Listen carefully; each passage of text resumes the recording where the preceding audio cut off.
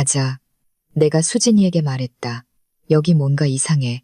우리가 출발하자 검은색 차가 우리를 따라왔다. 수진이가 백미러로 그것을 발견했다. 미행당하고 있어. 따돌려봐. 어디든 확 꺾어. 수진이는 골목으로 확 꺾었고 또 한 번, 그리고 또 한 번 꺾었다. 검은색 차는 뒤처졌지만 나는 이것이 일시적일 뿐이라고 확신했다. 우리는 발각되었고 이제 민주는 내가 도시에 돌아온 것을 알게 될 것이다. 수진이 아파트에서 나는 비교적 안전하다고 느꼈지만 이렇게 오래 계속될 수는 없다는 것을 알았다. 행동해야 했고 가장 먼저 서류를 찾으러 다시 마을로 가야 했다. 나는 복자 할머니가 종이 조각에 적어준 번호로 전화했다. 여보세요. 복자 할머니, 저 서연이에요. 아가씨, 어떻게 지내? 괜찮아? 걱정했어. 네, 저 도시에요. 친구 집에 있어요. 저기, 다시 돌아가야 할 것 같아요. 집 지하실에 무언가 있어야 해요. 서류요. 지하실은 화재 후에 괜찮아. 몰라요. 확인 안 해봤어요. 하지만 돌로 된 구조는 괜찮은 것 같아요. 위에 불탄 들보들로 막혀 있어서 치워야 할 거예요. 모레 갈게요. 다시 댁에 머물러도 될까요? 물론이지, 아가씨. 와, 내가 도울 수 있는 건 도울게. 나는 전화를 끊고 수진이를 돌아봤다. 그 끔찍한 마을에 나랑 같이 가줄 거야? 이 모든 일이 있었는데도. 서연아, 너 미쳤어? 그 서류들이 필요해. 그것들 없이는 민준에 대한 진실을 알 수 없어. 함정이라면 어떡해? 그가 네가 돌아오길 기다리고 있다면 그건 생각해 볼게. 하지만 어쨌든 가야 해. 저녁에 우리가 텔레비전을 보며 기분 전환을 하려 할 때 초인종이 울렸다. 우리는 서로를 쳐다봤다. 수진이가 현관문에 다가갔다. 모르는 남자야. 열어주지 마. 남자가 다시 초인종을 누르고 문을 두드렸다. 최수진 씨, 제발 열어주세요. 이서연 씨와 이야기해야 합니다. 그녀가 여기 있다는 걸 압니다. 목소리는 낯설고 낮고 약간 쉰 소리가 났다. 누구세요? 수진이가 문을 통해 물었다. 제 이름은 이현우입니다. 저는 이화선 씨의 친척이며 상속에 관해 서연 씨와 급히 이야기해야 합니다. 이현우, 나는 이화선 씨의 편지를 떠올렸다. 그녀는 이 씨 집안 사람이었다. 어쩌면 이 남자는 정말 친척일까? 잠시만요. 지금 열게요. 내가 말했다. 서연아, 확실해. 수진이가 속삭였다. 아니, 하지만 그가 누구인지, 무슨 용무인지 알아내야 해. 우리는 안전고리를 건 채 문을 열었다. 문 밖에는 50대 남성이 서 있었. 희끗희끗한 머리, 지적인 얼굴, 그리고 예리한 회색 눈을 가졌다. 그는 비싼 정장을 입고 있었고 손에는 가죽 서류 가방을 들고 있었다. 이서연 씨, 갑자기 찾아와 죄송합니다. 화재 소식을 듣자마자 서울에서 왔습니다. 당신과 꼭 이야기해야 합니다. 이것은 당신의 안전과 관련이 있습니다. 제가 어디 있는지 어떻게 아셨죠? 조사했습니다. 당신 친구가 택시로 마을에서 당신을 데려왔고 그 택시기사가 제 좋은 지인이었으니 그리 어렵지 않았습니다. 우리는 그를 아파트로 들였다. 이현우 씨는 제한된 의자에 앉아 서류 가방을 열고 서류 폴더를 꺼냈다. 저는 이 대감의 손자입니다. 이화선 씨의 할아버지가 모셨던 바로 그분이죠. 우리 가족은 수십 년 동안 해방 전에 빼돌려진 서류와 귀중품을 찾으려 노력했습니다. 이화선 씨가 그 행방을 아는 마지막 사람이었습니다. 그래서 저에게 뭘 원하시죠? 경고하려는 겁니다. 당신 남편이 속한 박씨 가문은 제 할아버지를 배신하고 우리 재산의 일부를 가로챈 자들의 후손입니다. 그들은 위험합니다. 당신 남편이 당신과 결혼한 것은 우연이 아닙니다. 그는 상속에 대해 숨겨진 서류에 대해 알고 있었고 그것들을 손에 넣을 때까지 멈추지 않을 겁니다. 하지만 집이 불탔잖아요. 이제 무슨 서류가 있겠어요? 이현우 씨가 나를 뚫어지게 쳐다봤다. 당신도 모든 것이 불타지 않았다는 것을 알잖아요. 지하실은 무사하고 민준도 그것을 압니다. 그는 당신이 거기로 가기를 기다리고 있습니다. 당신을 감시하고 있고요. 오늘 정말 미행을 당했다. 검은색 차, 그건 당신 남편의 사람들입니다. 그는 범죄 조직과 연관이 있습니다. 그 자동차 부품 가게는 위장입니다. 실제로는 유럽에서 훔친 차를 밀수하는 일을 합니다. 나는 땅이 꺼지는 것 같았다. 민준이 살인자 가문의 배신자일 뿐만 아니라 범죄자라니 증거가 있나요? 이현우 씨가 폴더에서 사진들을 꺼냈다. 거기에는 민준이 내가 가게에서 본 바로 그 사람들과 함께 있는 모습이 담겨 있었다. 그들은 분해된 비싼 외제차 옆에 서 있었다. 명백히 도난 차량이었다. 박 씨 가문의 마지막 후손이 이화선 씨의 상속인과 결혼했다는 것을 알게 된 1년 전부터 증거를 모으고 있었습니다. 하지만 아직 경찰에 넘기기에는 증거가 부족합니다. 지하실에 숨겨진 그 서류들이 필요합니다. 거기에는 1910년부터 시작된 박 씨 가문의 범죄를 증명하는 서류들이 있습니다. 그래서 뭘 제안하시죠? 제가 돕겠습니다. 경호, 차량, 필요한 모든 것을 제공하겠습니다. 그 대가로 지하실에 있는 서류의 사본만 요청합니다. 원본은 당신이 가지세요. 당신은 그것들을 이혼과 남편으로부터의 보상금을 받는데 사용할 수 있을 겁니다. 합리적으로 들렸지만 나는 낯선 사람을 믿는데 익숙하지 않았다. 특히 민준의 배신 이후에는 더욱 그랬다. 생각할 시간이 필요해요. 물론입니다. 여기 제 명함입니다. 저는 롯데 호텔에 묵고 있습니다. 결정하시면 전화 주세요. 하지만 서두르지 마세요. 당신 남편도 마을로 갈 준비를 하고 있습니다. 제 정보원에 따르면 그가 발굴을 위해 사람들을 모았다고 합니다. 이현우 씨는 우리를 완전한 혼란 속에 남겨두고 떠났다. 어떻게 생각해? 수진이가 물었다. 모르겠어. 한편으로는 그의 도움이 유용할 것 같아. 다른 한편으로는 그 역시 적이 아닐지 어떻게 알아? 나를 이용해서 서류를 손에 넣으려는 걸지도 모르잖아. 하지만 그는 민준에 대해 경고했고 그의 범죄 활동 증거도 보여줬어. 그렇다고 그가 친구라는 뜻은 아니야. 내 적의 적이 항상 친구는 아니니까. 우리는 밤늦게까지 상황을 논의했다. 결국 이현우 씨의 도움을 받되 경계하기로 결정했다. 아침에 나는 그에게 전화해서 협력에 동의했다. 훌륭합니다. 그가 말했다. 내일 새벽에 출발합시다. 오전 5시에 차를 보내겠습니다. 준비하세요. 민주는요? 우리를 감시하고 있잖아요. 그건 걱정하지 마세요. 제 사람들이 그의 주의를 돌릴 겁니다. 우리에게는 몇 시간의 여유가 있을 겁니다. 남은 하루 동안 우리는 여행 준비를 했다. 손전등, 장갑, 발굴 도구를 샀다. 나는 복자 할머니에게 전화해서 조수들과 함께 갈 것이라고 알렸다. 손이 많을수록 좋지, 그녀가 말했다. 하지만 조심해. 어제 마을에서 낯선 사람들이 보였어. 화재에 대해, 너에 대해 묻고 다니더군. 분명 민준의 사람들일 거야. 경고해줘서 고마워요. 여행 전날 밤. 나는 거의 잠을 이루지 못했다. 머릿속에는 불탄 집 지하실에서 나를 기다리고 있을 것에 대한 생각으로 가득했다. 100년 전의 서류, 박 씨 가문의 범죄 증거, 아니면 아무것도 없는 텅 빈 공간, 또 다른 실망. 그리고 민준에 대해서도 생각했다. 내가 사랑했고 아이를 갖고 싶었던 남자가 어떻게 배신자 가문의 범죄자가 되었을까? 내가 어떻게 그렇게 눈이 멀었을까? 아니면 그가 그렇게 훌륭한 배우였을까?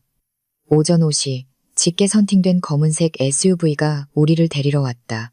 운전석에는 말없는 정장 차림의 남자가 앉아 있었다. 뒷좌석에는 이현우 씨가 기다리고 있었다. 좋은 아침입니다. 숙녀분들, 모험할 준비되셨나요? 우리는 차에 탔다. 뒤이어 이현우 씨의 사람들이 탄 또 다른 SUV가 출발했다. 그가 약속했던 경우였다. 도시는 아직 잠들어 있었다. 거리는 텅 비어 있었고 간간히 환경미화원 차량과 일찍 일어난 조깅하는 사람들만 보였다. 우리는 고속도로로 나가 마을을 향해 질주했다. 이화선 씨에 대해 더 말씀해 주세요. 내가 이현우 씨에게 부탁했다. 그분에 대해 뭘 아시죠? 거의 아무것도요. 그저 제 고모 할머니였고 시골에 살았고 무당 일을 했고 제게 이상한 유산을 남겼다는 것뿐이에요. 그녀는 놀라운 여성이었습니다. 제 할아버지께서 그녀가 예지력을 가지고 있어서 미래, 과거, 사람들의 운명을 읽을 수 있었다고 말씀하셨습니다. 전국에서, 심지어 해외에서도 사람들이 그녀를 찾아왔습니다. 그런 걸 믿으세요?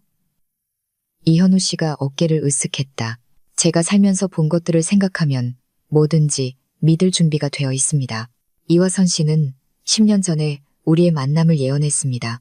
제가 젊은 여성을 만나게 될 것이고 그녀가 정의를 회복하고 이 씨 가문의 명예를 되찾는데 도움을 줄 것이라고 했습니다. 제가 어떻게 당신 가문의 명예를 되찾죠? 지하실에 있는 서류에는 제 증조부가 친일파들이 주장했던 것처럼 배신자가 아니었다는 증거가 담겨 있습니다. 오히려 그는 독립 자금을 해외로 빼돌리려 했지만 그의 집사인 지금의 박 씨 가문 증조부에게 배신당했습니다. 이 서류들은 이 씨 가문의 명예를 회복시킬 수 있습니다. 그 서류들로 제가 얻는 건 뭐죠? 지난 100년간의 박 씨 가문의 범죄 행위에 대한 증거입니다. 살인, 절도, 사기. 모든 것이 문서화되어 있습니다. 이화선 씨는 평생 이 증거들을 모았습니다. 이런 증거가 있다면 당신은 이혼할 수 있을 뿐만 아니라 남편을 감옥에 보낼 수도 있습니다. 그것은 너무 좋아서 사실이 아닐 것 같았지만 어쨌든 나에게는 선택의 여지가 없었다. 서류 없이는, 증거 없이는 나는 생계 수단 없는 버림받은 아내, 희생자로 남을 것이고 그것들이 있다면 새로운 삶과 정의를 위한 기회를 얻게 될 것이다. 마을까지 가는 길은 3시간이 걸렸다. 우리가 익숙한 울퉁불퉁한 길로 들어섰을 때 해는 이미 떠 있었다. 내 심장은 더 빨리 뛰기 시작했다. 불탄 집 지하실에서 우리를 무엇이 기다리고 있을까? 우리가 잿더미에 다가갔을 때 나는 숨을 헉들이켰다. 이미 누군가와 있었다. 불탄 폐허 옆에 여러 대의 차가 서 있었고 작업복을 입은 사람들이 잔해를 치우고 있었다. 그리고 그들 사이에서 나는 익숙한 모습을 보았다. 민준. 그가 우리보다 먼저 도착한 것이다. 문제가 생긴 것 같군요. 이현우 씨가 차분하게 말했다. 하지만 걱정 마세요. 제 사람들이 처리할 겁니다. 그는 휴대폰을 꺼내 짧은 명령을 내렸다. 두 번째 차에서 검은 옷을 입은 4명의 남자가 나왔다. 그들은 확신의 찬걸음으로 폐허를 향해 움직였다. 우리가 가까이 다가갔을 때 민준이 우리를 발견했다. 그의 얼굴에는 놀라움이 스쳤다가 이내 분노로 바뀌었다. 이서연, 여기서 뭐 하는 거야? 그리고 이 사람들은 누구야? 그 질문은 내가 당신한테 해야 할 것 같은데. 민준. 여긴 내 집이야. 아니, 당신이 불지른 후에 남은 잔해지. 내가 불지르지 않았어. 그가 발끈했지만 눈은 흔들리고 있었다. 다 불탔는지 확인하러 온 거야. 네가 다치지 않았는지 확인하고 싶었어. 거짓말하지 마, 민준. 나는 네가 누군지 알아. 네 가족에 대해서도. 너희가 수세기 동안 속이고 죽여왔다는 것도. 네가 왜 나와 결혼했는지도 알아. 그는 창백해졌다가 분노로 얼굴이 붉어졌다. 너는 아무것도 몰라. 그 늙은 마녀, 이화선이 모든 걸 헷갈려서 우리 가족에 대해 헛소리를 한 거야. 우리는 정직한 사람들이야. 정직하다고? 너는 나를 돈도 서류도 없이 외딴 곳에 버렸어. 내가 안에 있는 줄 알고 집에 불을 질렀잖아. 그게 네가 말하는 정직함이야? 이때 가게에서 본 문신한 남자가 앞으로 나섰다.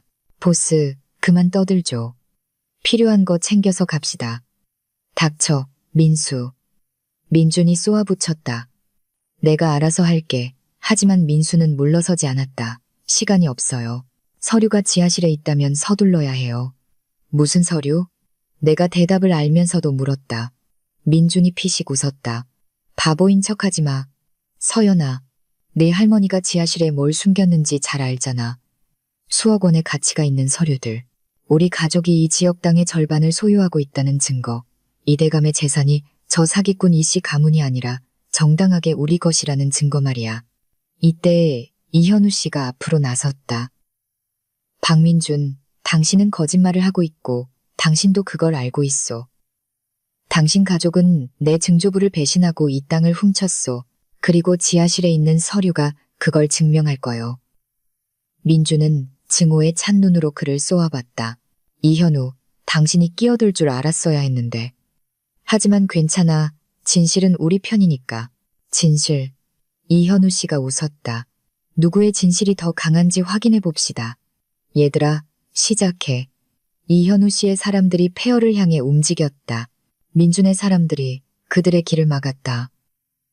잠시 싸움이 일어날 것 같았다. 멈춰. 내가 소리쳤다. 여긴 내 집이고 내 유산이야. 여기서 누가 땅을 팔 자격이 있는지는 내가 결정해. 모두가 나를 돌아봤다. 이서연 씨, 어떻게 하시겠습니까? 이현우 씨가 물었다. 나는 8년 동안 사랑했고 가장 잔인한 방식으로 나를 배신한 남자. 민준을 바라봤다. 여기서 나가, 민준. 너와 내 사람들 모두 여기는 내 땅이고 너희는 불청객이야. 민준이 나에게 한 걸음 다가왔다. 그의 얼굴은 분노로 일그러졌다. 네가 무슨 짓을 하는지 모르는구나. 이 서류들은 우리 가족 거야. 우리는 100년 동안 이걸 찾았고 나와 결혼하지 않았다면 앞으로 100년은 더 찾았겠지. 인정해. 처음부터 내 계획이었잖아. 상속녀와 결혼해서 집에 접근하려는 거. 그가 내 팔을 잡고 아플 정도로 꽉 쥐었다. 그래, 계획이었어. 하지만 난 널 사랑했어. 이 바보야. 진심으로 사랑했다고. 그러다 유라가 나타났고 내가 거짓 속에 살고 있었다는 걸. 더 이상 널 사랑하는 척할 수 없다는 걸 깨달았어. 그의 말은 뺨을 맞는 것보다 더 아팠다. 하지만 나는 무너지지 않았다. 그녀를 놔줘. 이현우 씨가 차갑게 말했다. 아니면 내 사람들이 개입할 거요. 민주는 내 팔을 놓고 물러섰다. 이게 끝이 아니야, 이서연. 나는 무슨 수를 써서라도 그 서류들을 손에 넣을 거야. 그는 자기 사람들에게 손짓했고 그들은 차로 향했다. 차에 타기 전에 민준이 돌아섰다. 참, 내 은행 계좌는 내가 다 비웠고 아파트는 이미 팔고 있어. 그러니 내 폐허와 새로운 친구들을 즐겨. 그들이 널 얼마나 오래 도와줄지 보자고. 차들이 먼지 구름을 일으키며 떠났다. 나는 그들을 바라보며 서서 안도감과 슬픔이 뒤섞인 이상한 감정을 느꼈다. 모든 것이 끝났다. 내 결혼, 내 과거의 삶, 내 환상. 훌륭하십니다. 이현우 씨가 말했다. 모든 여성이 그렇게 버틸 수 있는 것은 아닙니다. 나는 그를 돌아봤다. 저 저주받은 서류들을 찾죠. 이 모든 걸 빨리 끝내고 싶어요. 우리는 잔해를 치우기 시작했다. 일은 힘들고 더러웠다. 불탄 들보, 석고, 조각, 휘어진 금속. 하지만 이 시간 후에 우리는 지하실 입구에 도착했다. 재와 그 흐름으로 덮인 돌계단이 어둠 속으로 이어져 있었다. 나는 손전등으로 길을 비추며 먼저 내려갔다. 지하실은 컸고 돌로 된 아치형 천장이 있었으며 탄내와 습기 냄새가 났다. 먼 구석에서 천장을 받치고 있는 나무들보들을 보았다. 이화선 씨가 쓴 대로 동쪽 벽에서 세 번째를 세웠다. 여기요, 내가 말했다. 여기를 파세요. 남자들이 일을 시작했다. 땅은 단단했고 시간으로 다져져 있었다. 하지만 30분 후 삽이 금속에 부딪히는 소리가 났다. 몇 분 더 지나자 녹으로 뒤덮인 금속 상자가 땅에서 모습을 드러냈다. 우리는 그것을 위로 빛이 있는 곳으로 끌어냈다.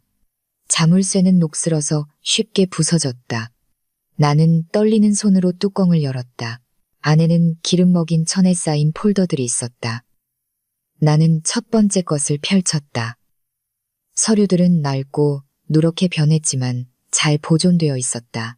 편지, 사진, 도장과 서명이 있는 공식 문서들. 이현우 씨가 내 어깨 너머로 들여다봤다. 세상에, 이건 제 증조부와 독립운동가들 사이에 서신과 스위스 은행으로 자금을 이체한 서류들이에요. 값을 매길 수 없는 것들입니다. 나는 무슨 내용인지 이해하려고 애쓰며 서류들을 넘기다가 피가 얼어붙는 듯한 문서 하나를 발견했다. 혼인증명서. 박민준과 이서연. 날짜는 1915년. 이게 뭐죠? 내가 속삭였다. 이현우 씨가 문서를 받아들고 유심히 살폈다. 믿을 수 없군요.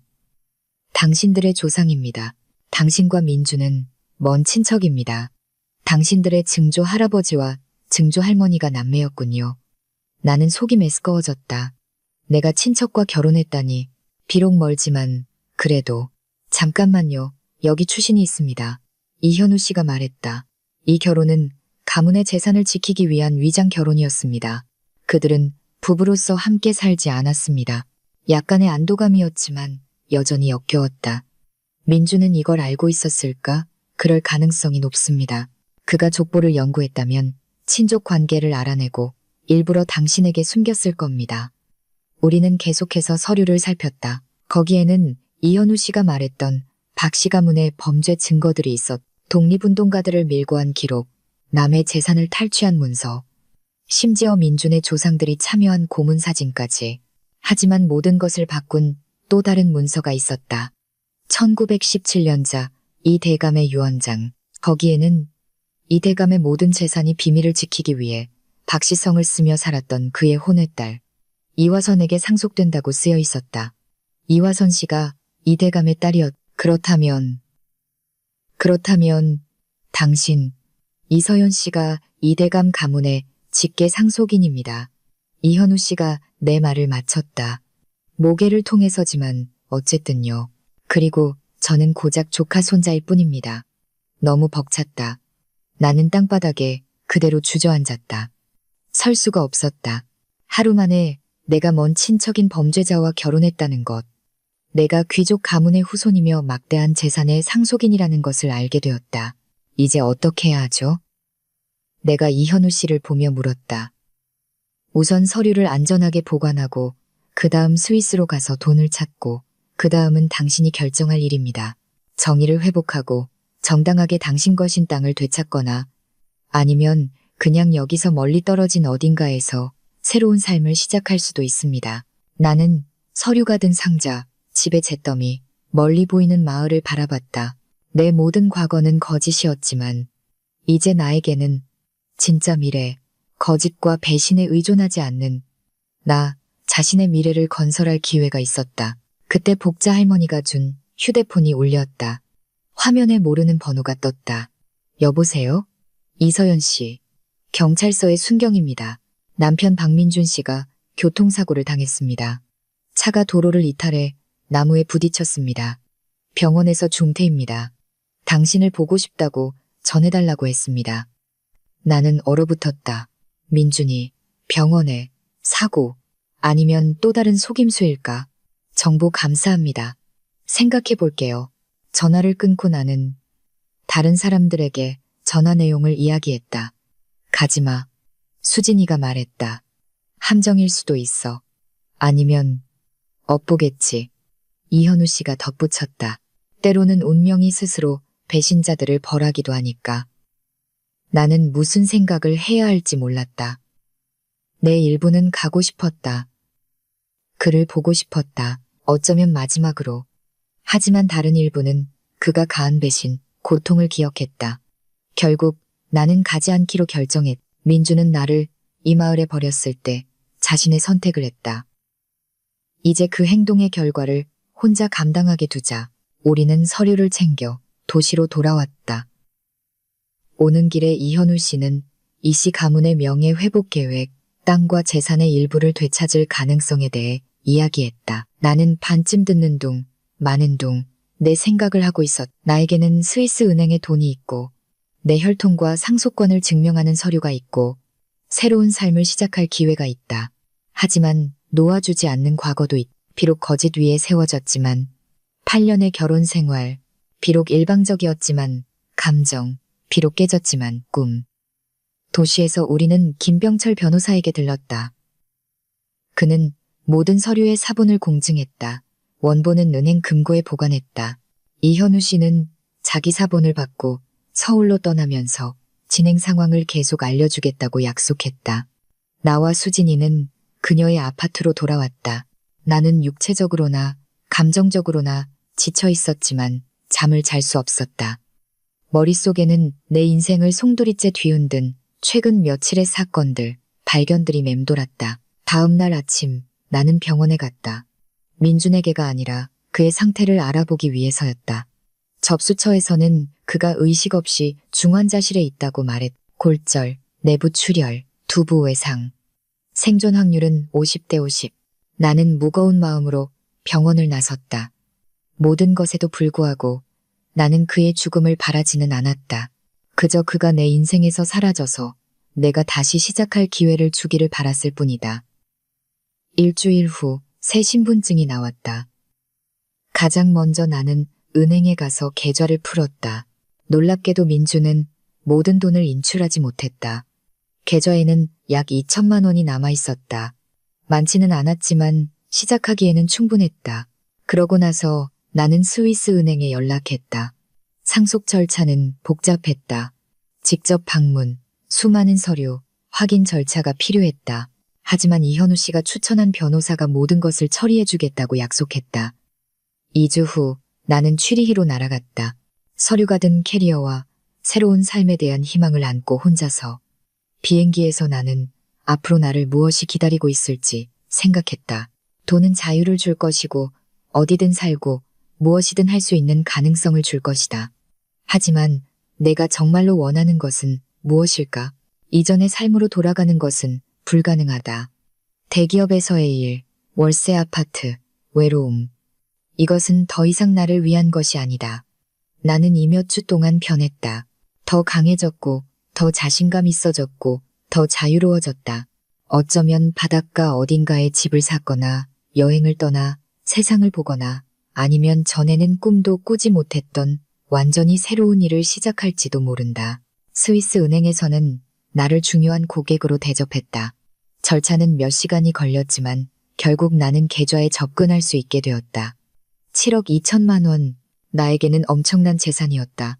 나는 돈의 일부를 인출하고 일부를 국내 은행의 새 계좌로 이체했으며 나머지는 만일을 대비해 스위스에 남겨두었다. 한국으로 돌아오는 비행기에서 나는 이미 다른 사람이 되어 있었다. 주머니에 돈 한 푼 없는 버림받은 아내가 아니라 미래에 대한 계획을 가진 부유한 여성이었다. 나는 원래 살던 도시로 돌아가지 않기로 결정했다. 나쁜 기억이 너무 많고 나를 민준의 아내로 아는 사람이 너무 많았다. 대신 나는 제주도로 갔다. 항상 바다 옆에 사는 것을 꿈꿔왔다. 바다가 보이는 작은 아파트를 빌리고 구매할 영구적인 거처를 찾기 시작했다. 제주도에서의 첫 몇 주는 꿈결 같았다. 나는 해변을 산책하고 카페에 앉아 바다를 바라보며 내가 지금 누구인지 이해하려고 했었다. 민준의 아내도 대기업 매니저도 영원한 사랑을 믿었던 그 순진한 소녀도 아니었다. 나는 어떤 이야기든 쓸 수 있는 깨끗한 백지였다. 제주도에 머문 지 열흘째 되던 날 수진이에게서 전화가 왔다. 서연아, 앉아있어. 나 뉴스 있어. 무슨 일이야? 민준이 혼수 상태에서 깨어났대. 의사들은 회복에 몇 달이 걸리겠지만 살 거라고 한대. 근데 그게 다가 아니야.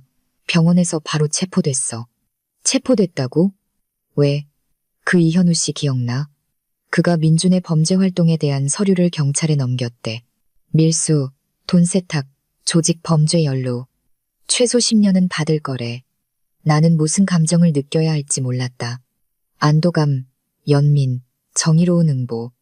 유라는, 그 여자는 어떻게 됐어? 공범으로 같이 체포됐어. 알고 보니 그냥 애인이 아니라 범죄 사업 파트너였대. 그녀를 통해 돈 세탁을 했고 참 아이는 민준 아이가 아니라 그 삭발한 민수 아이래. 그들은 그냥 임신을 위장으로 이용했던 거야.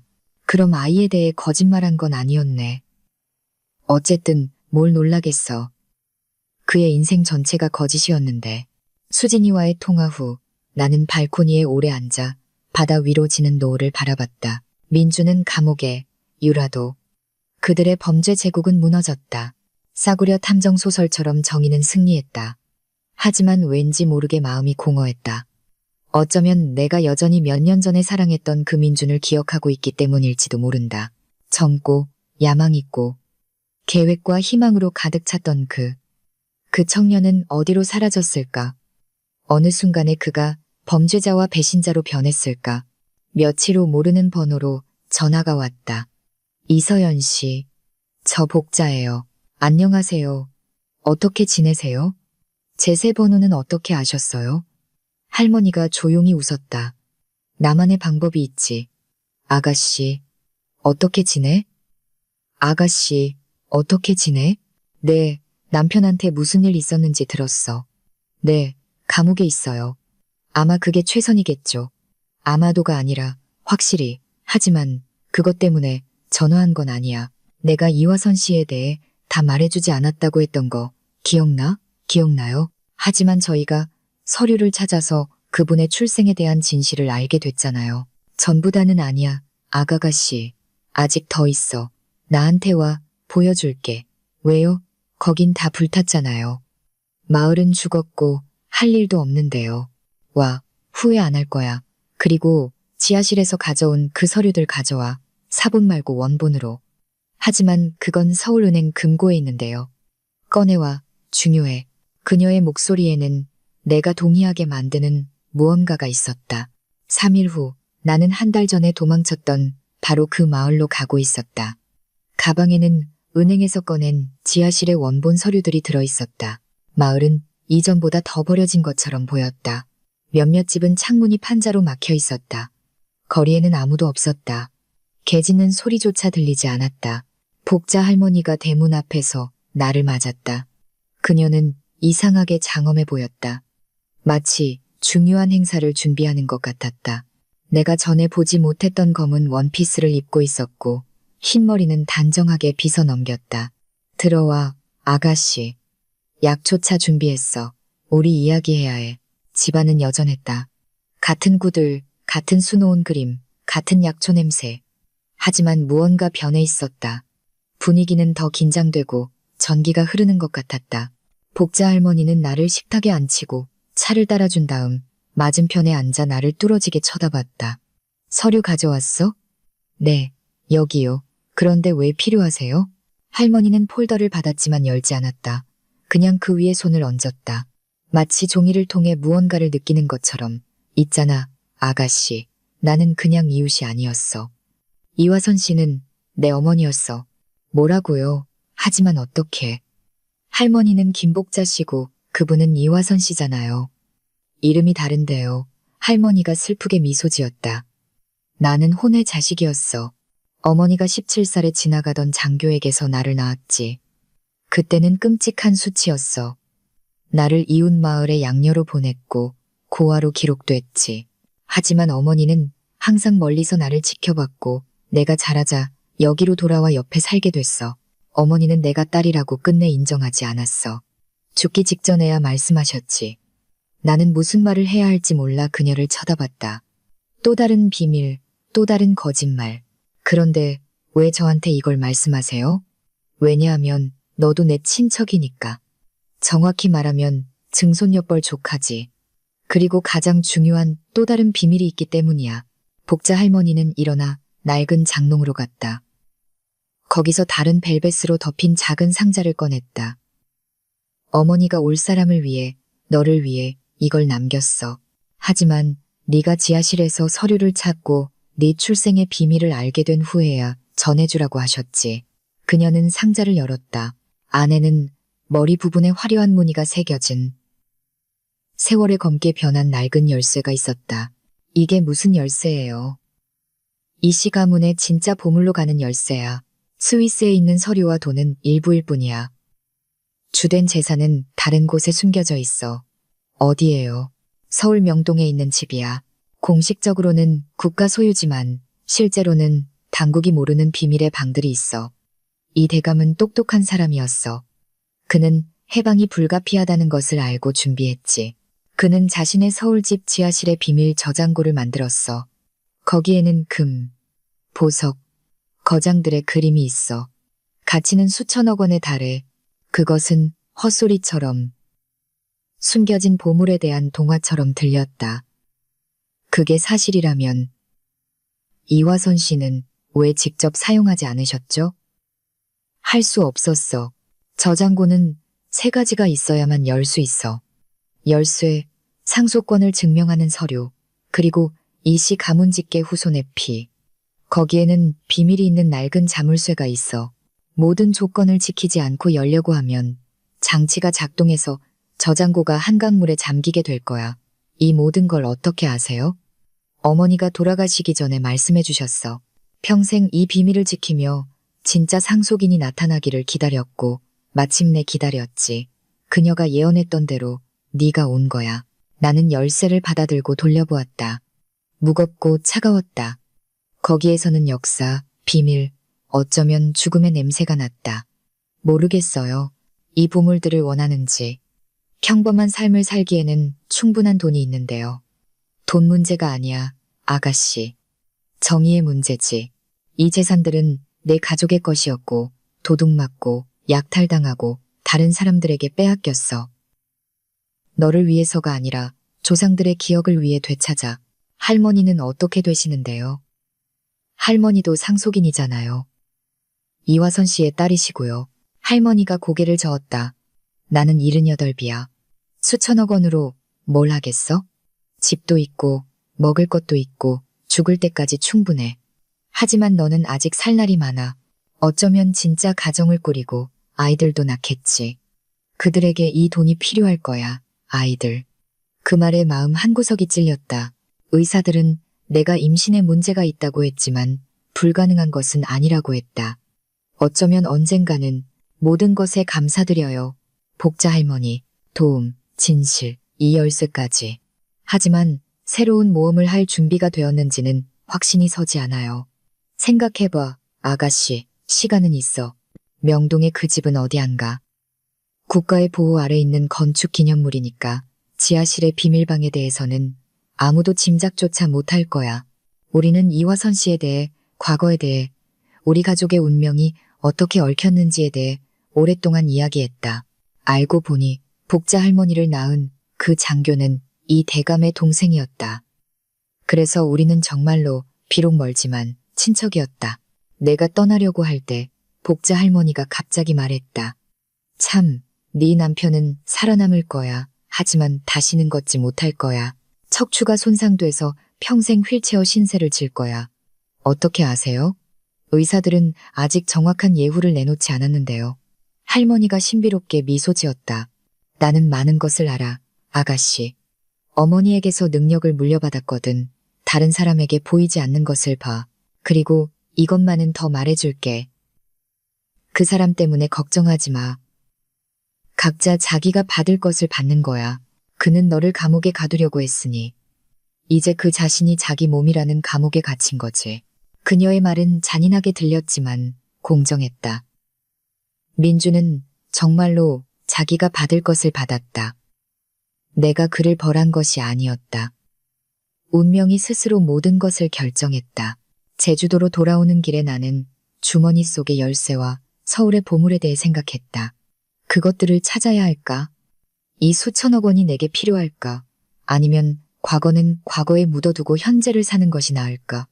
답은 예기치 않게 찾아왔다. 일주일 후 이현우 씨에게서 전화가 왔다. 이서연 씨, 사업 제안이 있습니다. 제가 역사적 정의 회복을 위한 재단을 설립하려고 합니다. 억압받았던 귀족들의 후손을 찾아 그들이 잃어버린 것의 일부라도 되찾을 수 있도록 도울 겁니다. 공동 설립자가 되실 생각은 없으신가요? 왜 저죠? 당신은 이 대감의 직계 후손입니다. 당신의 이름은 재단의 무게와 중요성을 더할 것입니다. 게다가 당신은 운명이 사람을 얼마나 부당하게 대할 수 있는지 경험했습니다. 우리가 도울 사람들을 이해하실 겁니다. 나는 생각에 잠겼다. 이것은 의미 있는 일을 할 기회였다. 그냥 휴양지에서 돈을 낭비하는 것이 아니라 생각해 볼게요. 하지만 흥미로운 아이디어네요. 그리고 한 가지 더. 이화선 씨가 일기에 언급했던 명동의 그 집에 대해 조사해 봤습니다. 정말로 존재합니다. 지금은 박물관이지만 지하실에는 1920년대에 봉쇄된 공간이 있습니다.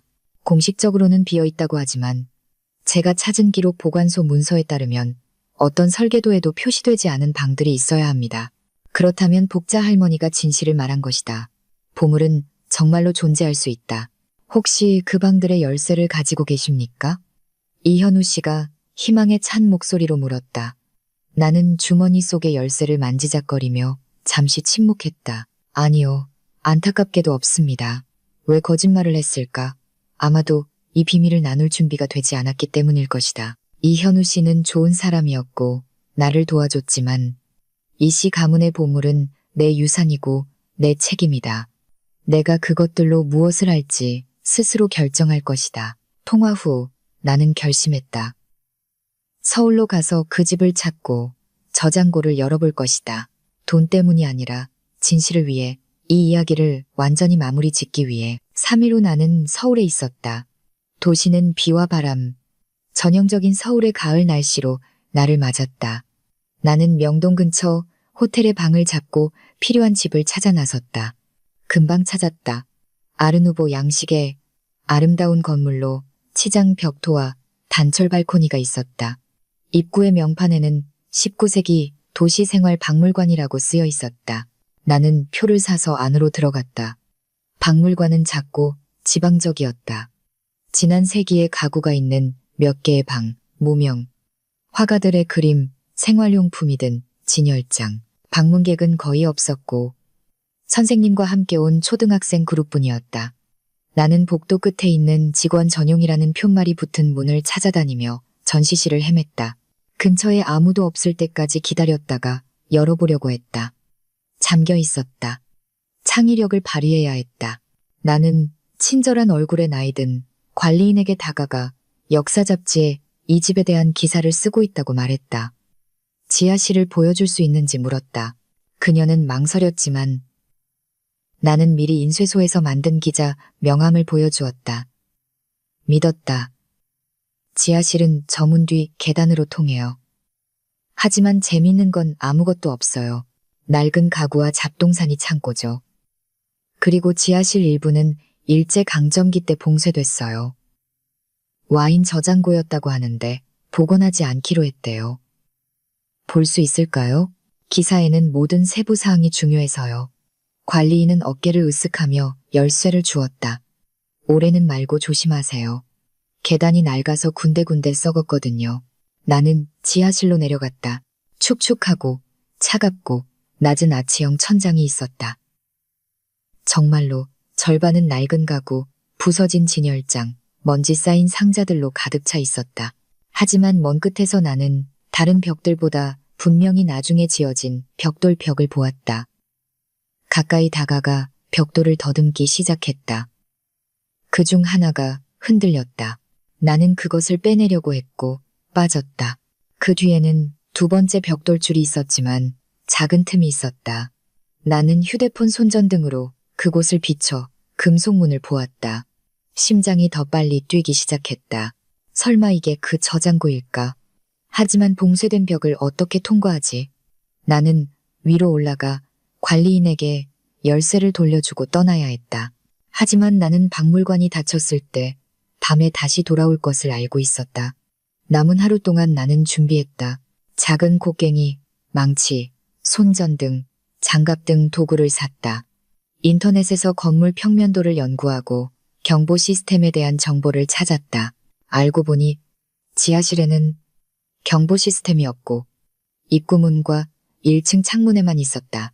새벽 2시 나는 박물관의 직원 출입구에 있었다. 자물쇠는 간단하고 낡았다. 나는 대학 시절 열쇠 수리점에서 아르바이트 할 때 이런 것을 여는 법을 배웠다.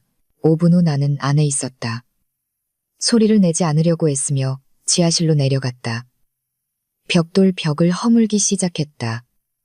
일은 힘들고 더러웠다. 벽돌은 부서지고 먼지가 일었다. 하지만 1시간 후 나는 기어 들어갈 만큼 충분한 구멍을 뚫었다. 벽 뒤에는 금속문으로 이어지는 좁은 복도가 있었다. 복자 할머니가 묘사했던 것과 똑같이 이상한 모양의 열쇠 구멍과 그 옆에 움푹 들어간 부분이 있었다. 나는 열쇠를 꺼내 구멍에 넣었다.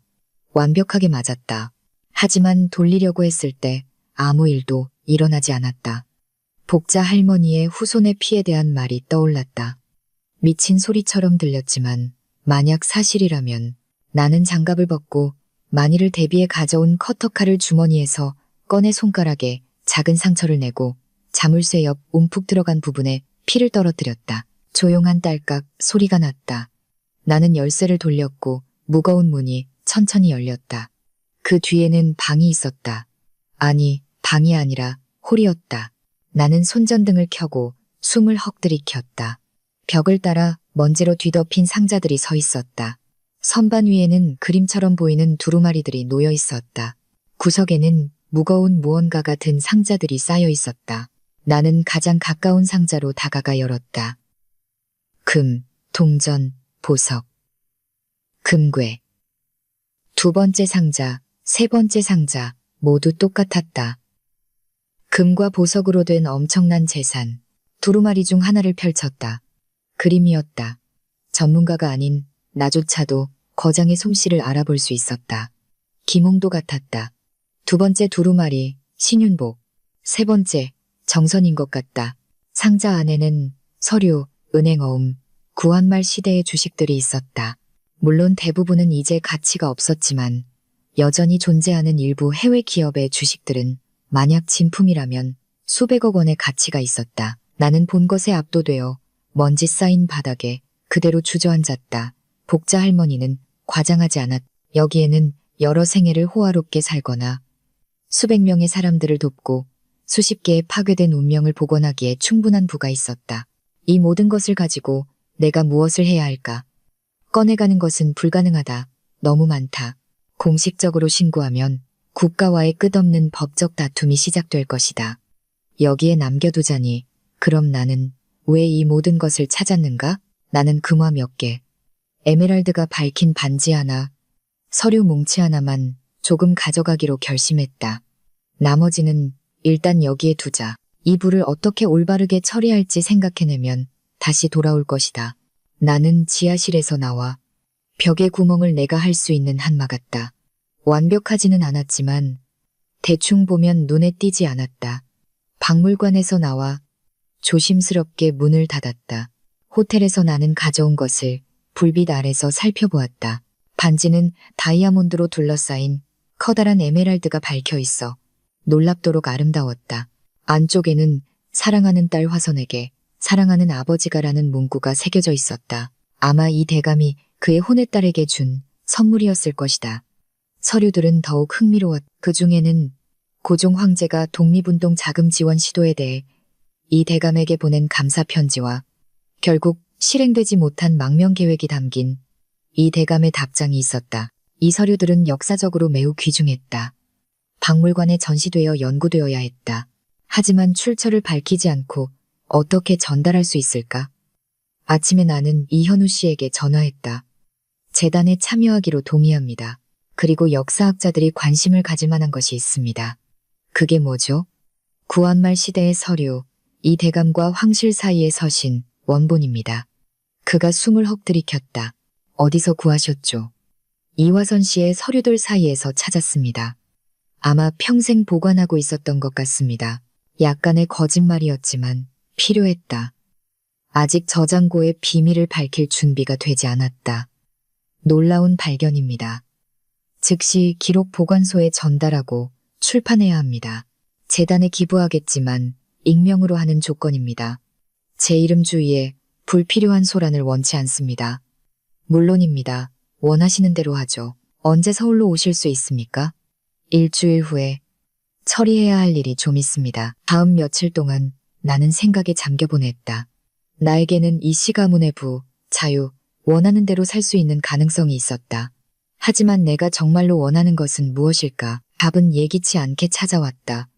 명동을 걷다가 보육원 자원봉사자 모집 공고를 보았다. 부모가 없거나 부모의 권리가 박탈된 아이들을 돌볼 사람이 필요했. 나는 그날 바로 그곳으로 갔다. 피곤하지만 친절한 눈을 가진 원장님이 문제점들에 대해 이야기했다. 돈, 전문가, 아이들을 위한 기본적인 물품이 부족했다. 제가 도울 수 있습니다. 내가 말했다. 저에게는 자금과 무언가를 바꾸고 싶은 의지가 있습니다. 그렇게 내 인생의 새로운 장이 시작되었다. 나는 아동 복지를 위한 자선재단을 설립했다. 스위스에서 가져온 돈이 그 발전에 쓰였다. 저장고의 금화는 골동품상을 통해 조금씩 팔아 재단에 투자했다. 이현우 씨는 파트너이자 조언자가 되었다. 함께 우리는 아이들뿐만 아니라 역사적 불의로 고통받은 사람들도 도왔다. 저장고의 서류들은 여러 곳에서 발견한 것처럼 조금씩 기부했. 반년 후 나는 민준에게서 교도소 편지를 받았다. 글씨는 울퉁불퉁했다. 아마 부상 후 아직 손을 잘 쓰지 못하는 것 같았다. 서연아, 용서를 구할 자격이 없다는 건 알지만 네가 알았으면 하는 게 있어. 내가 한 일을 후회해. 매일 후회하고 있어. 감옥과 장애는 내버리고 나는 그걸 받을 만해. 네가 행복하길 바라. 너는 행복할 자격이 있어. 민준 나는 편지를 오랫동안 쳐다보다가 태워버렸다. 과거는 과거에 머물러야 한다. 나에게는 의미로 가득 찬 새로운 삶이 있었다. 1년 후 나는 미카엘을 만났다. 그는 우리 재단과 협력하는 보육원 중 한 곳의 의사였다. 친절하고 정직하며 비밀이나 이중적인 면이 없었다. 우리는 만나기 시작했고 그 다음 함께 살았다. 그는 저장고에 대해 수천억 원에 대해 몰랐다. 그에게 나는 그저 아이들을 돕는 여자일 뿐이었다. 또 1년 후 우리는 결혼했다. 가까운 친구들만 모인 소박한 결혼식. 복자 할머니는 나이에도 불구하고 와서 우리에게 수놓은 수건을 선물하고 내 귀에 속삭였다. 아이 셋을 낳을 거야. 아들 둘에 딸 하나. 내가 보여. 의사들은 가능성이 희박하다고 했지만 나는 그녀를 믿었고 그녀는 옳았다. 2년 후 첫째 아들이 태어났고 그 다음 둘째, 그리고 딸이 태어났다. 모든 의학적 예측에도 불구하고 명동의 저장고는 1년에 한 번씩 방문해서 재단을 위한 금을 조금 가져왔고 나머지는 때를 기다렸다. 어쩌면 언젠가 아이들에게 그들의 유산에 대해 이야기하거나 이화선 씨가 내게 남긴 것처럼 편지를 남길지도 모른다. 가끔 나는 30살 생일 아침 배신자 남편의 품에서 깨어났던 그 이서연을 생각했다. 순진하고 잘 믿고 눈이 멀었던 그녀가 앞으로 무슨 일이 닥칠지 알았다면 믿었을까? 아마 아닐 것이다. 이 이야기는 너무나 믿기 어려웠다. 남편의 배신, 불탄 집, 발견된 보물, 새로운 사랑, 의사의 예측을 거스른 아이들. 마치 주인공이 시련을 겪고 상을 받는 동화 같았다. 하지만 이것은 동화가 아니었다. 이것은 내 삶이었고 이상하고 예기치 않은 일로 가득하며 때로는 무섭고 때로는 아름다웠다. 그리고 나는 그 모든 순간에 감사했다. 심지어 고통과 배신에도. 왜냐하면 그것들이 나를 지금의 나로 이끌었기 때문이다. 어느 날 큰아들이 5살이 되었을 때 그가 물었다. 엄마, 왜 아빠는 부모님이 있는데 엄마는 없어? 나는 5살 아이에게 우리 가족의 복잡한 역사를 어떻게 설명해야 할지 생각했다. 엄마도 부모님이 있어, 아가. 멀리 사셔. 그리고 우리에게 할머니 같은 복자 이모 할머니도 계시고. 또 누구 있어? 나는 아들을 껴안고 어린이 샴푸와 햇살 냄새가 나는 그의 머리카락 냄새를 맡았다. 있어, 아가. 우리 가족은 커. 그냥 어떤 분들은 이미 하늘에 계셔서 우리를 거기서 지켜보고 계셔. 증조할머니 이화선, 고조할아버지. 이대감, 그분들 모두 너를 사랑하신단다. 대감. 동화 속처럼? 응, 동화 속처럼. 하지만 이건 사실이야. 언젠가 내가 너에게 이 대감에 대해, 보물에 대해, 네 엄마가 어떻게 행복을 찾았는지 모든 이야기를 해줄게. 지금 해줘. 아직은 너무 일러. 하지만 네가 크면 모든 것을 알게 될 거라고 약속할게. 지금은 그냥 네가 특별한 가족 출신이라는 것만 알아도 사랑하고 용서하고 다시 시작할 줄 아는 가족. 미카엘이 방으로 들어와 아들을 안아들었다. 무슨 얘기하고 있었어? 가족에 대해서. 내가 남편에게 미소 지으며 대답했다. 우리 모두가 우리 이전에 있었던 사람들과 보이지 않는 실로 연결되어 있다는 것에 대해서. 그가 나에게 키스했고 나는 민준과 함께한 모든 세월 동안 그토록 그리워했던 바로 그 온기를 느꼈다. 진정한 사랑에 진정한 온기. 저녁에 아이들이 잠들었을 때 나는 서울에 있는 우리 아파트 발코니로 나갔다. 그래, 우리는 재단과 일에 더 가까이 있고 내가 저장고를 돌볼 수 있도록 제주도에서 여기로 이사했다. 도시는 불빛으로 빛나고 있었다. 어디선가 명동에 봉쇄된 벽 뒤에 내 조상들의 보물이 놓여 있었다. 금, 그림, 보석, 나 외에는 아무도 모르는 엄청난 재산. 하지만 진짜 보물은 여기, 이 아파트에 있었다. 내 남편, 내 아이들, 내 새로운 삶. 어떤 돈으로도 살 수 없는 것. 휴대폰이 울렸다. 모르는 번호였다. 여보세요? 이서연 씨. 교도소 의무과장입니다. 박민준 씨가 전해달라고 했습니다. 오늘 아침에 사망했습니다. 심장이 버티지 못했습니다. 나는 무슨 말을 해야 할지 몰라 침묵했다. 당신에게 남긴 편지가 있습니다. 보내드릴까요? 네. 보내주세요. 편지는 일주일 후에 도착했다. 거기에는 단 몇 줄만 쓰여 있었다. 서연아, 네가 이걸 읽고 있다면 난 이미 없는 거겠지. 네가 알았으면 해. 나는 나만의 방식으로 널 사랑했어. 잘못되고 이기적이었지만 사랑했어. 모든 것에 대해 미안해. 행복해. P.S. 유라가 딸을 낳았어. 내 이름을 따서 서연이라고 지었대. 이상하지? 그렇지? 나는 편지를 여러 번 다시 읽고 다른 중요한 서류들을 보관하는 상자에 숨겼다. 감상적이어서가 아니라 사랑이 다양하며 모든 사랑이 행복을 가져다 주지는 않는다는 것을 상기시키기 위해서였다. 다음 날 복자 할머니에게서 전화가 왔다. 아가씨, 어떻게 지내? 잘 지내요, 복자 할머니. 아이들은 크고 재단은 잘 돌아가고 모든 게 잘 풀리고 있어요. 민준 일은 들었어. 슬퍼하지 마.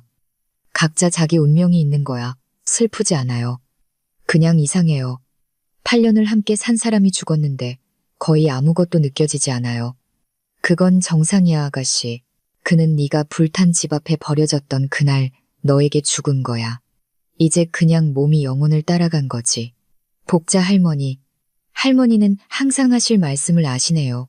할머니가 웃었다. 나만큼 살아봐. 너도 알게 될 거야. 참, 준비해. 곧 중요한 소식이 있을 거야. 무슨 소식이요? 보면 알아. 좋은 소식이야. 그녀는 언제나처럼 옳았다. 한 달 후 이현우 씨는 국가가 공식적으로 억압받았던 귀족 후손들의 보상권을 인정했다고 알렸다. 완전한 반환은 아니었지만 최소한 부분적인 보상이었다. 이것은 내가 공식적으로 내 출생, 이 씨 가문 재산에 대한 권리를 주장할 수 있다는 것을 의미했다. 물론 저장고에 대한 것은 아니었지만 그에 대해서는 여전히 아무도 몰랐지만 땅과 일부 건물에 대한 것이었다. 나는 이 분쟁에 휘말려야 할지 오랫동안 생각했고 돈 때문이 아니라 기억을 위해, 이화선 씨를 위해, 부당하게 고통받은 모든 이 씨 가문을 위해 그럴 가치가 있다고 결정했다. 과정은 길고 복잡했지만 결국 나는 그 지역의 몇몇 토지에 대한 권리를 되찾았다. 나는 그 땅을 재단에 기부하여 아동 지원 센터를 짓도록 했다. 토지 기증식에는 많은 기자들이 참석했다. 한 젊은 여기자가 물었다. 이서연 씨, 당신은 남편, 집, 익숙한 삶, 모든 것을 잃었습니다. 하지만 이제 새로운 가족, 성공적인 재단, 인정을 받았습니다. 지금 가까운 사람의 배신을 겪고 있는 여성들에게 뭐라고 말씀하시겠습니까? 나는 무슨 말을 해야 할지 생각했다. 모든 것이 잘 될 것이라고? 시간이 약이라고? 진부한 말들. 저는 이렇게 말하고 싶어요. 중요하다고 생각했던 모든 것을 잃었을 때 당신이 진짜 누구인지 발견하게 됩니다. 그리고 때로는 당신이 생각했던 것보다 훨씬 강하다는 것, 백지에서 다시 시작할 수 있다는 것. 그리고 행복은 기대하지 않은 곳에서 온다는 것을 알게 됩니다. 중요한 것은 포기하지 않고 당신의 이야기가 아직 끝나지 않았다는 것을 믿는 것입니다. 인터뷰 후 한 여자가 나에게 다가왔다. 젊고 아름답고 슬픈 눈을 가진 여자. 이서연 씨, 잠시 이야기 좀 할 수 있을까요? 물론이죠. 기자세요? 아니요. 저는 유라예요. 민준의 전애인이요. 나는 얼어붙었다. 민준이 나를 버린 이유가 된 여자. 그녀가 뭘 원할까? 모든 것에 대해 사과하고 싶었고 감사하고 싶었어요. 감사하다고 무엇에 대해서요? 복수하지 않으신 것에 대해서요. 민준과 제가 당신에게 한 모든 일 후에 그렇게 하실 수도 있었는데 당신은 그냥 떠나서 새로운 삶을 시작하셨어요. 그리고 딸 이름에 대해서도 감사해요. 제가 당신처럼 강하게 자라길 바라며 서연이라고 지었어요. 나는 무슨 말을 해야 할지 몰랐다. 이 만남은 너무나 예기치 않았다. 어떻게 지내세요? 아이는요? 괜찮아요. 물론 힘들죠. 저도 교도소에 반년 있었어요. 아이 때문에. 가석방 됐고요. 지금은 일하고 방 얻어서 딸 키우고 있어요. 진짜 아빠인 민수는 문제가 생기자마자 아이를 부인하고 도망쳤어요. 각자 자기가 받을 것을 받는다. 복자 할머니의 말이 다시 한번 예언적이었다. 아이 때문에 도움이 필요하면 우리 재단에 연락하세요. 미혼모들을 돕고 있어요. 유라가 울었다. 진심이세요? 이 모든 일 후에 아이는 부모의 죄에 책임이 없어요. 그리고 당신은 이미 벌을 받았어요. 이제 앞으로 나아갈 시간이에요. 그녀는 떠났고 나는 서서 운명의 이상한 전환에 대해 생각했다. 내가 증오했던 여자가 이제 나에게 도움을 청하고 나는 기꺼이 도울 준비가 되어 있었다.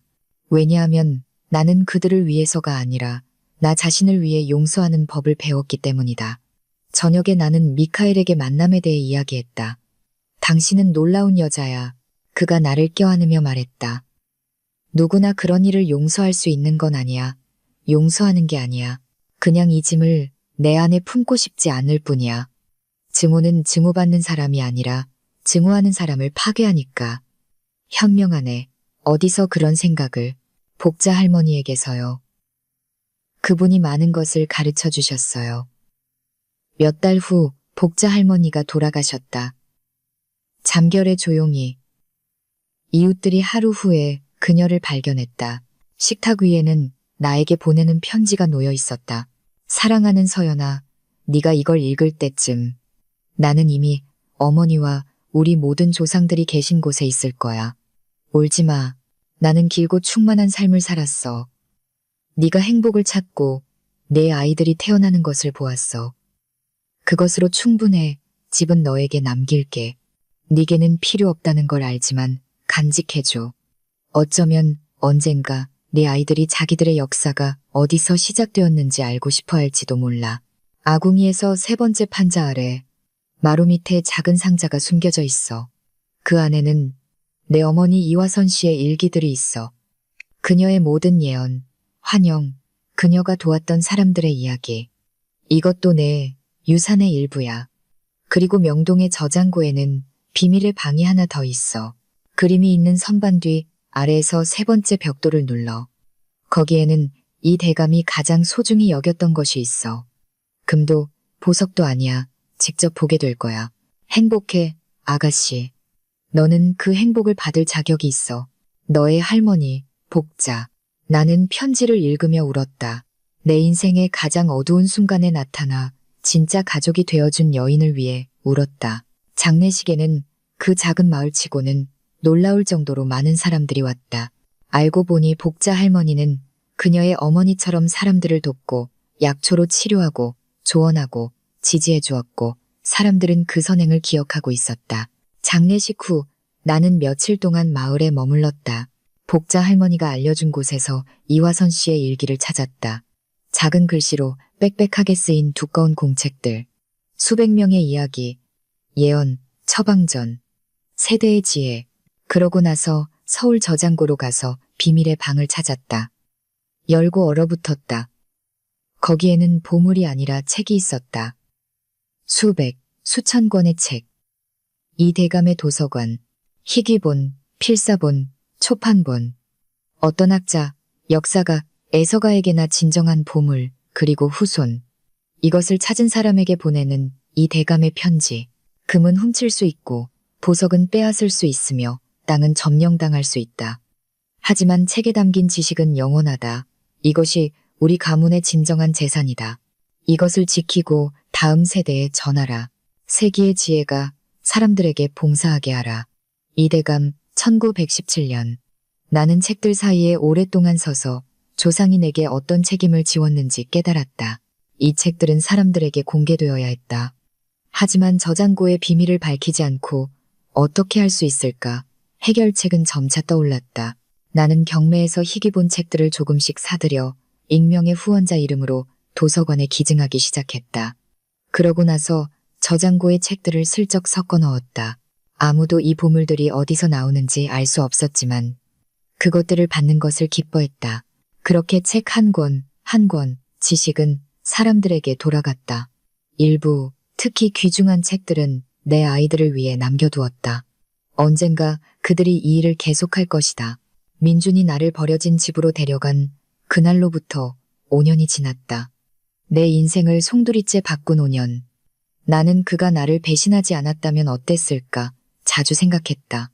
여전히 환상 속에서 내 출생의 비밀에 대해, 보물에 대해, 내 진짜 힘에 대해 모른 채 살고 있었을까? 아마 그럴 것이다. 그리고 스스로 깨닫지 못한 채 불행했을 것이다. 왜냐하면 남의 삶을 남의 규칙에 따라 남의 목표를 위해 살고 있었기 때문이다. 이제 내 삶은 내 것이었고 나는 그것을 내가 옳다고 생각하는 대로 처리했다. 재단을 통해 아이들을 돕고 내 아이들을 키우고 남편을 사랑하고 조상들의 비밀을 지키며 점차 세상에 공개했다. 어느 날 이미 10살이 된 큰아들이 물었다. 엄마, 왜 엄마는 어린 시절에 대해, 예전에 어떻게 살았는지에 대해 한 번도 이야기 안 해줘? 나는 생각했다. 이제 진실의 일부라도 말해줄 때가 된 걸까? 앉아봐, 아가. 내가 너에게 모든 것을 잃었지만 자신을 찾은 한 소녀의 이야기를 해줄게. 해방으로 이어진 배신에 대해, 금이 아니라 곁에 있는 사람들에게 있는 보물에 대해서, 그리고 나는 이야기하기 시작했다. 물론 전부는 아니었다. 어떤 비밀들은 기다려야 했다. 하지만 아들이 자기 엄마가 항상 자선재단을 가진 행복한 여성이 아니었다는 것을 이해하기에는 충분했다. 그녀는 시련을 겪고 더 강해졌다. 동화 속 공주님 같아 아들이 외쳤다. 나쁜 마법사가 탑에 가뒀는데 도망쳐서 행복을 찾은 공주님. 나는 미소 지으며 그를 껴안았다. 동화 속처럼은 아니야, 아가. 인생은 훨씬 더 복잡해. 완전히 나쁘거나 완전히 좋은 사람은 없어. 나를 배신한 그 사람조차도 자기만의 방식으로 사랑했고 나를 도와준 그분은 내가 몰랐지만 내 친척이었어. 보물은, 동화에는 항상 보물이 있잖아. 나는 그를 더 꽉 껴안았다. 있어, 아가. 하지만 가장 중요한 보물은 금이나 보석이 아니야. 그건 사랑, 가족, 다른 사람을 도울 수 있는 기회야. 그건 너, 내 동생과 누나, 아빠야. 너희가 내 진짜 보물이야. 금은, 나는 웃었다. 금도 있어. 언젠가 네가 가족의 비밀을 지킬 준비가 되면 보여줄게. 지금은 그냥 네가 특별한 가족 출신이라는 것만 알아도. 많은 일을 겪었지만 무너지지 않은 가족. 사랑하고 용서하고 다시 시작할 줄 아는 가족. 저녁에 아이들이 잠들었을 때 나는 발코니로 나갔다. 서울은 불빛으로 빛나고 있었다. 어디선가 멀리서 자동차 소음, 행인들의 웃음소리, 평범한 도시의 평범한 삶이 들려왔다. 하지만 나는 이 평범함 아래에 비밀이 숨겨져 있다는 것을 알고 있었다. 명동의 낡은 집 지하실에는 여전히 이 시 가문의 보물이 놓여 있었다. 이제 내 소유가 된 시골집에는 수백 명의 운명 이야기가 담긴 이화선 씨의 일기들이 보관되어 있다. 그리고 내 기억 속에는 배신이 구원으로 이어진 이야기가 있다. 미카엘이 발코니로 나와 뒤에서 나를 껴안았다. 무슨 생각해? 인생이 얼마나 이상하게 짜여 있는지에 대해서. 만약 10년 전에 누군가 내가 너와 함께, 새아이와 함께, 재단과 함께, 귀족 가문의 비밀과 함께 여기에 서 있을 거라고 말했다면 믿지 않았을 거야. 후회하는 거 있어. 나는 그를 돌아보며 눈을 마주쳤다. 그의 시선에는 사랑, 이해, 수용이 있었다. 민준의 눈에는 없었던 모든 것. 아니, 아무것도 후회하지 않아. 모든 발걸음, 모든 고통, 모든 상실이 나를 여기로, 너에게로, 아이들에게로, 이 삶으로 이끌었어. 그리고 나는 모든 것에 감사해. 남편이 나를 버려진 집으로 데려와. 잘 살아봐, 아줌마. 이제 여기가 내 새 집이야. 라고 말했던 그 아침까지도. 왜냐하면 그것이 정말로 내 새 집이 되었기 때문이야. 그 불탄 시골집이 아니라 이 모든 새로운 삶. 과거의 잔해 위에서, 진실의 기초 위에서, 진정한 사랑으로 엮어 내가 직접 만든 삶. 그리고 그거 알아? 나는 정말 행복해. 진심으로, 깊이, 아무런 조건 없이 행복해. 나에게는 사랑하는 남편, 멋진 아이들, 사람들에게 유익한 일이 있다. 내가 지키는 비밀과 점차 세상과 나누는 부가 있다. 그리고 저기 어딘가 작은 마을에 복자 할머니의 집이 서 있다. 이제 내 집. 나는 1년에 한 번씩 그곳에 가서 아이들을 데려가. 우리 역사가 어디서 시작되었는지 보여준다. 미래를 보았던 증조 할머니 이화선에 대해, 가장 어두운 시간에 나를 구해준 할머니 복자에 대해 이야기한다. 그리고 그곳을 떠날 때마다 나는 돌아보며 마음속으로 감사 인사를 한다. 모든 것에 감사한다. 나를 더 강하게 만든 고통에, 진실을 열어준 배신에, 어둠으로 이어진 상실에, 새로운 삶의 시작이 된 버려진 집에. 왜냐하면 때로는 자신을 진정으로 찾기 위해 모든 것을 잃어야 하기 때문이다. 그러면 당신이 상상했던 것보다 훨씬 더 많은 것을 할 수 있다는 것을, 행복은 찾지 않는 곳에서 기다리고 있다는 것을, 그리고 가장 끔찍한 배신조차도 운명의 가장 큰 선물이 될 수 있다는 것을 알게 된다. 내 이야기는 30살 생일에 시작되었다. 남편이 나를 아무것도 없는 곳으로 데려와 버렸을 때. 하지만 실제로는 훨씬 더 일찍 100년 전에 시작되었다. 이 대감이 후손을 위해 보물을 숨겼을 때, 그의 혼외딸 이화선이 예지력을 얻었을 때, 박씨 가문이 은인을 배신했을 때, 이 모든 실들이 내 운명의 무늬로 엮였고 이제 나는 새로운 실들을 엮어넣고 있다. 우리가 돕는 재단 아이들의 이야기, 언젠가 모든 진실을 알게 되고 이 이야기를 계속할 내 아이들의 운명. 지금은 그냥 산다. 아침에 일어나 남편에게 키스하고 아이들에게 아침을 먹이고 재단으로 가서 업무를 처리한다. 비범한 비밀을 간직한 평범한 여성의 평범한 삶. 그리고 그거 알아? 정말 멋지다.